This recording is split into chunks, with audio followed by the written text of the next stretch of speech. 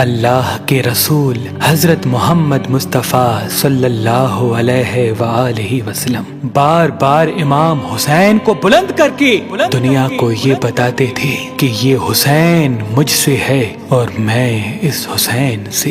اے لوگو، اگر اس حسین پہ کوئی مشکل وقت آ جائے اور یہ تم سے مدد طلب کرے تو اس کا ساتھ دینا، کیونکہ یہ جنت کے جوانوں کا سردار ہے، میرا خون ہے، میری اولاد ہے۔ لیکن افسوس، ابھی رسول اللہ کی رحلت کو تھوڑا وقت ہی گزرا تھا کہ کربلا کے میدان میں ایک طرف 9 لاکھ کا مجمع تھا تو دوسری طرف وہ حسین جس کو اللہ کے رسول اپنے کندھوں پہ سوار کرتے تھے۔ امام حسین علیہ السلام اپنے نانا کی امت سے بار بار کہتے رہے کہ کیوں میرا رستہ روکا ہے؟ اے لوگو، پہچانو، میں تمہارے نبی کا نواسا ہوں۔ کیوں 3 دن سے میرے بچوں کو پیاسا رکھا ہے؟ کیوں میرے عزیز و اقارب کو شہید کیا ہے؟ بتاؤ، کیا میں نے رسول اللہ کی شریعت میں ترامیم کی ہے؟ کسی انسان کا حق کھایا ہے؟ کسی انسان پہ ظلم کیا ہے؟ اتنے میں فوج یزید ایک آواز میں کہنے لگی، اے حسین، ہم سب تجھے تیرے بابا علی کے بغض میں قتل کر رہے ہیں تاکہ یزید ہماری جھولیاں دولت سے بھر دے۔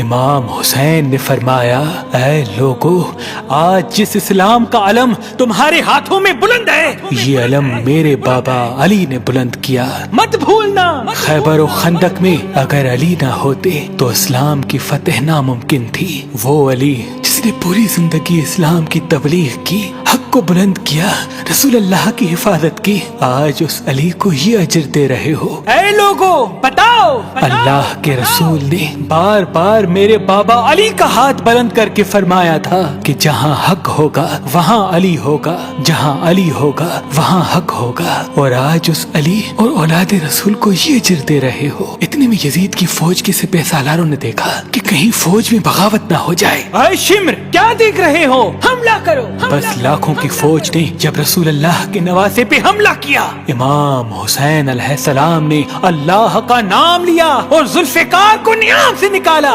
تاریخ گواہ ہے، ایک طرف لاکھوں کا مجمع اور ایک طرف 3 دن کا بھوکا پیاسا حسین ابن علی۔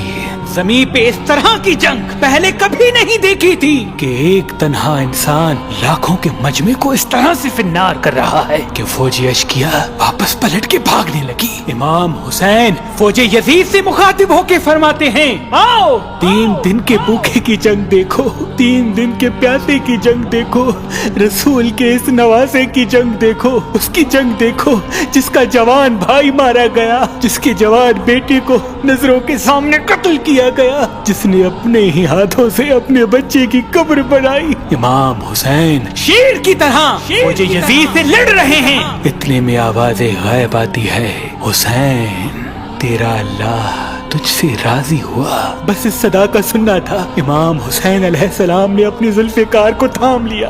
اتنی میں عمر بن سعد کہتا ہے، شمر، کیا دیکھ رہے ہو؟ یہ علی کا شیر ہے، اس کو مات دینا ناممکن ہے، جاؤ خیموں کو آگ لگا دو۔ بس کچھ ظالموں نے بیبیوں کے خیموں کو آگ لگا دی اور کچھ امام حسین کو دور سے تیر مارنے لگے۔ امام حسین کبھی بیبیوں کے خیموں کی طرف بڑھتے ہیں، کبھی فوج کی طرف جاتے ہیں۔ عمر بن سعد اور شمر نے فوج کو 4 حصوں میں تقسیم کر دیا اور یہ کہا کہ کوئی بھی حسین کے قریب نہ جائے، جس کے پاس جو چیز ہے وہ دور سے حسین کو مارے۔ جس کے پاس نیزہ تھا اس نے نیزہ مارا، جس کے پاس تیر تھے وہ تیر مارتا رہا، جس کے پاس برچیاں تھی وہ برچیاں مارنے لگا۔ تاریخ نے لکھا، جس کے پاس مارنے کے لیے کچھ نہ تھا وہ کربلا کی گرم زمین سے مٹی اٹھا کے امام حسین کی طرف پھینکتا رہا۔ امام حسین کے جسم مبارک پہ ہزاروں زخم لگتے رہے۔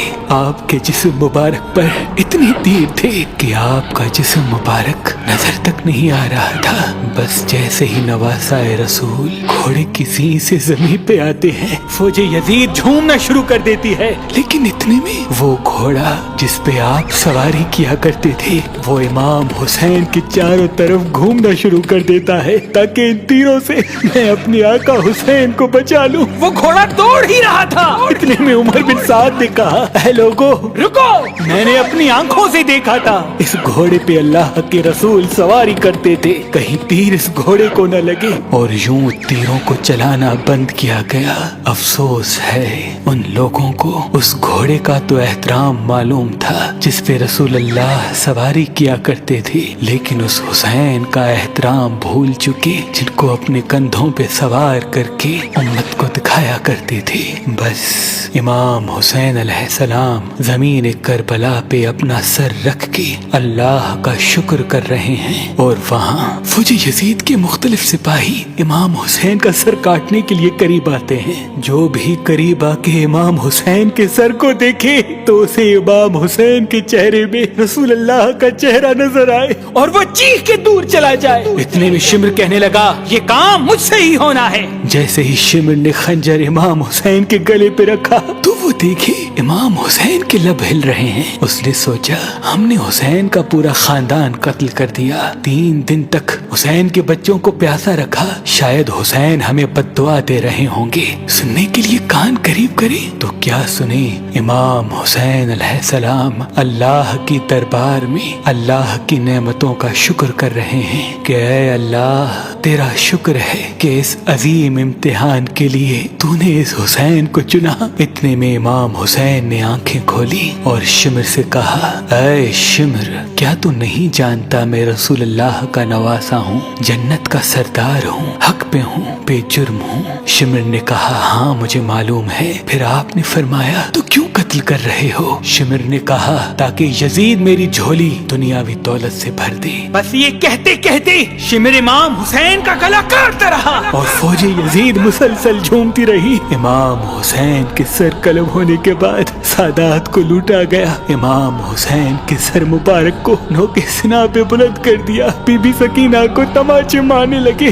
رسول اللہ کی نواسیوں کے سروں سے چادر کو لوٹ لیا اور امام حسین کے جسم مبارک کی توہین کرنے لگے۔ تاریخ نے لکھا امام حسین کے جسم پر جو جو چیزیں تھیں ان کو لوٹنے لگے۔ اتنے میں ایک شخص امام حسین کے جسم کے قریب آیا۔ امام حسین کے ہاتھ میں ایک انگوٹھی پہنی تھی، اتارنے کی کوشش کی نہ اتری، وہ انگلی کاٹ کے انگوٹھی لے گیا۔ آپ کے جسم مبارک کو رسیوں سے باندھ کے کربلا کی گرم زمین پہ ادھر سے ادھر پھرایا گیا۔ اتنے میں عمر بن سعد نے کہا اے شمر حسین اور اس کی ساتھیوں کی لاش کا وہ حشر کرتے ہیں کہ رہتی دنیا تک کوئی بھی یزید کے خلاف آواز نہ اٹھائے، سب کے جسم سے سروں کو کاٹ لو اور سب کی لاشوں کو پامال کر دو۔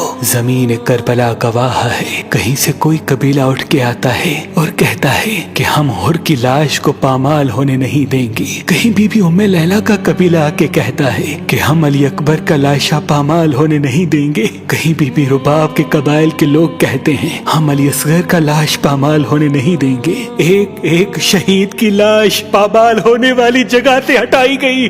تاریخ گواہ ہے صرف رسول اللہ کا اکیلا نواسا کربلا کی گرم زمین پہ پڑا رہا اور مغرب کے گھوڑے مشرق کی طرف، مشرق کے گھوڑے مغرب کی طرف دوڑتے رہے۔